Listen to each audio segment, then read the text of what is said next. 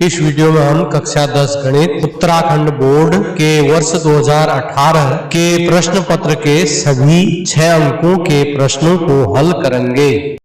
26वां प्रश्न है, 5 वर्ष बाद मोहन की आयु उसके पुत्र की आयु से 3 गुनी हो जाएगी। 5 वर्ष पूर्व मोहन की आयु उसके पुत्र की आयु की 7 गुनी थी। उनकी वर्तमान आयु ज्ञात कीजिए। तो मोहन की आयु को हम x और पुत्र की आयु को y मान लेंगे। पहली शर्त है 5 वर्ष बाद। 5 वर्ष बाद मोहन हो जाएगा x धन 5 साल का और उसका पुत्र जो y वर्ष का है अभी वह 5 साल बाद हो जाएगा y धन 5 का। तो प्रथम शर्तानुसार है मोहन की 5 वर्ष बाद की आयु पुत्र के 5 वर्ष बाद की आयु का 3 गुना है। तो इसको गुणा 3 कर लेंगे, 3 से अंदर गुणा करेंगे 3y धन 15 है।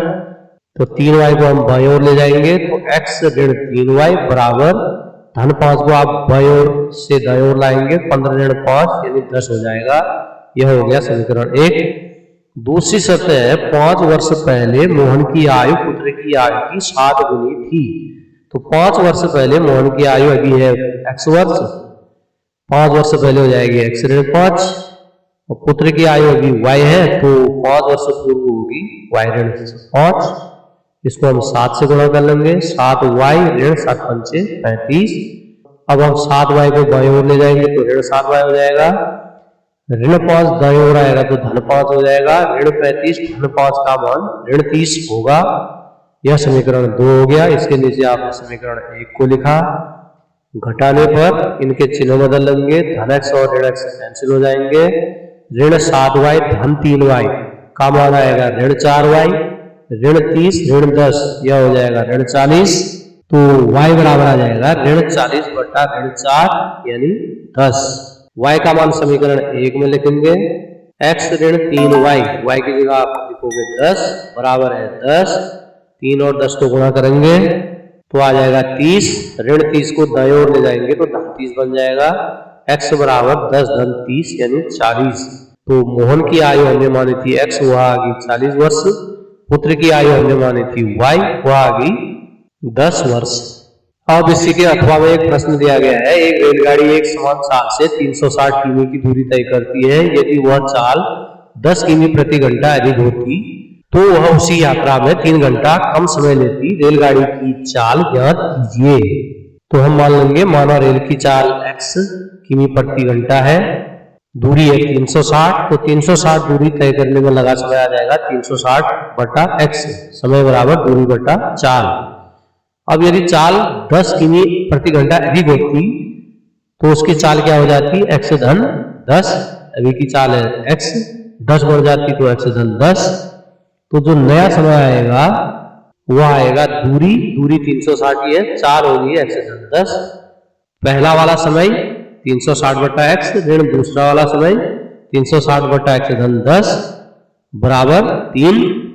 360 को कॉमन ले लेंगे, यहाँ पर बचेगा 1 से x धन 10 गुणा होगा तो x धन 10 ऋण यहाँ पर भी होगा 1 से x गुणा होगा तो x और माइनस x कैंसिल हो जाएंगे। यहाँ बचेगा 360 गुणा 10, x इंटू x धन 10 करेंगे तो x स्क्वायर प्लस 10x आएगा। इसको हम दाईं ओर भेजेंगे तो यहाँ यह 3 के साथ गुणा हो जाएगा।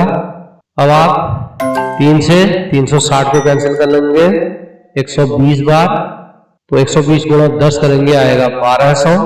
तो हमारे पास समीकरण मिल जाएगी x स्क्वायर धन 10x ऋण 1200 बराबर 0।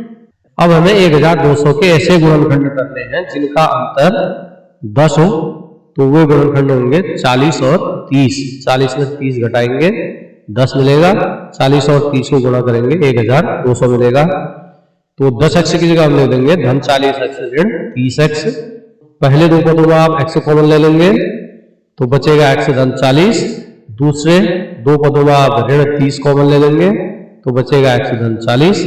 अब दोनों में कॉमन आ गया x धन 40, बचा x ऋण 30। x धन 40 को शून्य करेंगे तो x बराबर ऋण 40 मिलेगा। अब रेल की चाल ऋणात्मक नहीं हो सकती है तो यह वाला उत्तर अमान्य होगा। फिर हम लेंगे x ऋण 30 बराबर 0, तो x बराबर मिलेगा 30। यानी रेलगाड़ी की चाल जो है वो आ गई 30 किमी प्रति घंटा।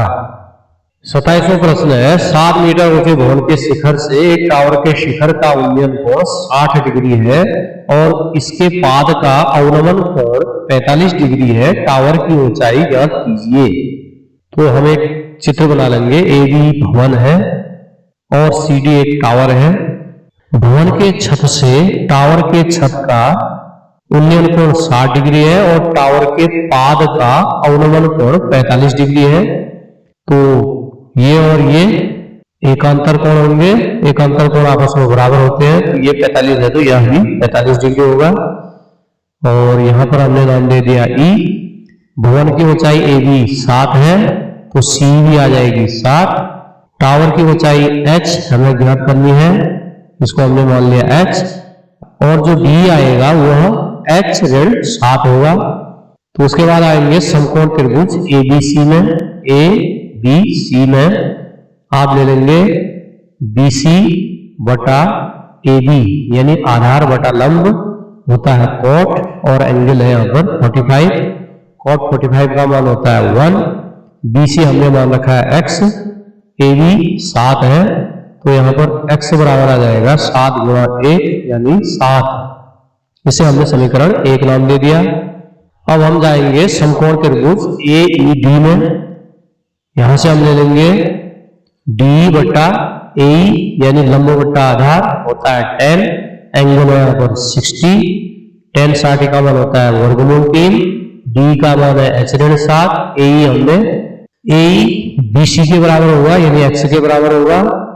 और यहां से आप x को इधर भेजेंगे तो √3 के साथ गुणा हो जाएगा, बचेगा H ऋण 7 बराबर x √3। समीकरण 2।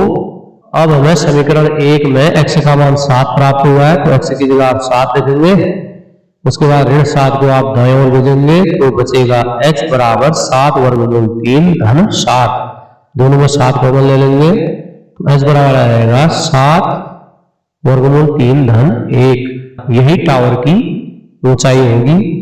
अब इसी के अथवा आपको प्रश्न दिया गया है मीनार के आधार से और एक सरल रेखा में 100 मीटर तथा 150 मीटर की दूरी पर स्थित दो बिंदुओं से मीनार के शिखर के उन्नयन कोण पूरक कोण है। सिद्ध कीजिए कि मीनार की ऊंचाई 50 वर्गमूल 6 मीटर होगी। तो पहले हम एक चित्र बना लेंगे। मान लिया AB एक मीनार है, इसके आधार से 100 मीटर की दूरी पर बिंदु C है और 150 मीटर की दूरी पर बिंदु D है। C और D से जो कोण बन रहे हैं वो पूरक है, तो पूरक कोणों का योग 90 होता है। तो एक कोण को हम थीटा मानेंगे तो दूसरे को हम मान लेंगे 90 माइनस थीटा। एक बार हम जाएंगे समकोण त्रिभुज ABC में। यहां से हमें मिलेगा AB बटा BC बराबर tan थीटा। AB हमने मीनार की ऊंचाई h मान ली बटा BC है 100 tan थीटा, समीकरण 1। फिर हम जाएंगे समकोण त्रिभुज ABD में। यहां से हमें मिलेगा AB बटा BD बराबर tan 90 minus theta. tan 90 minus theta बराबर होता है cot थीटा। AB की जगह लिखेंगे h, BD की जगह 150। अब हम जानते हैं कि tan और cot एक दूसरे के व्युत्क्रम होते हैं, तो cot थीटा बराबर h बटा 150 है तो tan थीटा बराबर हो जाएगा 150 बटा h। यह समीकरण 2 हो गया। समीकरण 1 और 2 में देखिए दोनों ओर tan थीटा है तो h बटे 100 बराबर मिल जाएगा 150 बटा h। h से h गुणा होगा h स्क्वायर, यहाँ 100 और 150 गुणा हो जाएंगे। 100 और 150 के अभाज्य गुणनखंड कर लेंगे। h बराबर वर्गमूल ले लेंगे। अब वर्गमूल में देखिए 2 और 2 का जोड़ा बन रहा है, यहाँ 5 और 5 का तथा 5 और 5 का जोड़ा बन रहा है। इन दोनों में से एक संख्या बाहर ले लेंगे, अंदर बचेगा 2 गुणा 3, 2 पंचे 10 पंचे 50, 2 गुणा 3 का मान हो गया 6। तो h बराबर हमें प्राप्त हो गया 50 वर्गमूल 6। यही हमने मीनार की ऊंचाई सिद्ध करनी थी। 28वां प्रश्न है सिद्ध कीजिए कि दो समरूप त्रिभुजों के क्षेत्रफलों का अनुपात उनकी संगत माध्यिकाओं के अनुपात का वर्ग होता है। हमें दिया है दो त्रिभुज, हम मान लेंगे ABC और PQR दो त्रिभुज हैं। AD पहले त्रिभुज की माध्यिका है, PM दूसरे त्रिभुज की माध्यिका है। तो माध्यिका जो होती है शीर्ष से सामने की भुजा के मध्य बिंदु को मिलाने वाला रेखाखंड होता है। तो BD DC बराबर होंगे और QM MR बराबर होंगे। हमें दिया है त्रिभुज ABC और PQR समरूप है। तो समरूप त्रिभुजों के संगत कोण बराबर होते हैं। कोण A कोण P के बराबर आ जाएगा, कोण B कोण Q के बराबर आएगा, कोण C कोण R के बराबर आएगा। इसके अलावा समरूप त्रिभुजों की संगत भुजाओं का अनुपात बराबर होता है, अर्थात AB बटा PQ बराबर मिलेगा BC बटा QR बराबर AC बटा PR। अब हम यहाँ BC को ले लेंगे डबल ऑफ BD, RP को ले लेंगे डबल ऑफ QM।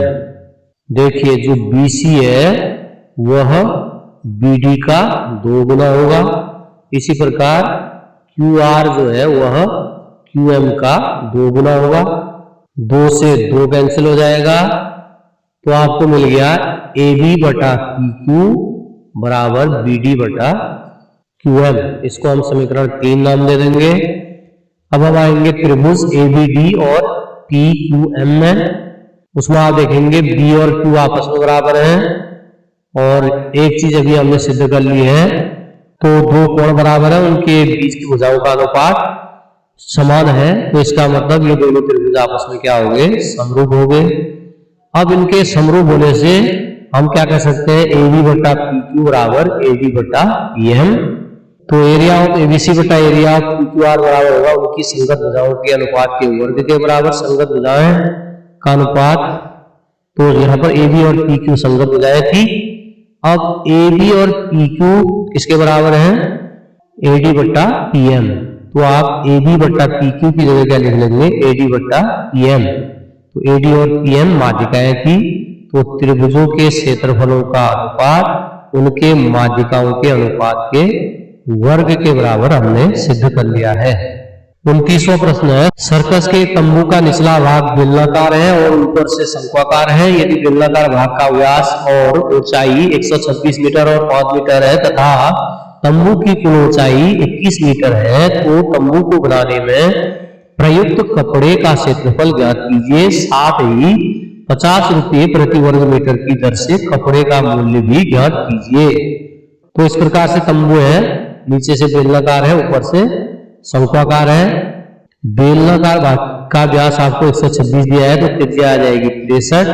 ऊपर से शंकु है तो उसकी त्रिज्या भी आ जाएगी 63। बेलन की ऊंचाई दी है 5 मीटर और पूरे तंबू की ऊंचाई दी है 21 मीटर। तो ऊपर से शंकु की ऊंचाई हो जाएगी 21 माइनस 5 यानी 16 मीटर। तो सबसे पहले बेलन और शंकु दोनों की त्रिज्या समान है, वो आ जाएगी 63। बेलन की ऊंचाई है 5 मीटर, शंकु की ऊंचाई आ जाएगी 21.5 यानी 16 मीटर। शंकु की तिर्यक ऊंचाई हम ज्ञात कर लेंगे, L बराबर √r square plus h square. R का मान है 63, शंकु की ऊंचाई है 16। 63 का वर्ग करेंगे 3969 आएगा, 16 का वर्ग 256 हो गया। इन दोनों को हम जोड़ेंगे तो 4225 मिलेगा। 4225 का जो वर्गमूल है वह आ जाएगा 65।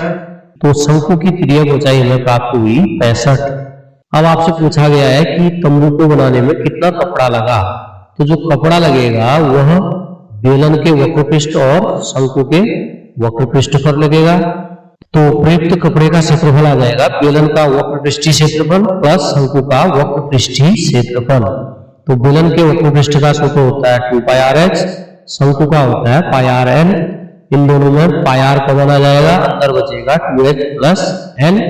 मान रखेंगे पाई की जगह 22/7, r की जगह 63, h यानी बेलन की ऊंचाई 5, l यानी शंकु की तिर्यक ऊंचाई 65।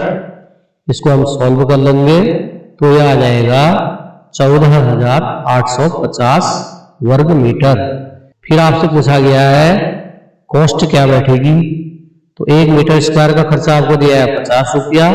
टोटल जो कपड़ा है वह है 14,850, तो इसका खर्चा आ जाएगा 14,850 गुणा 50।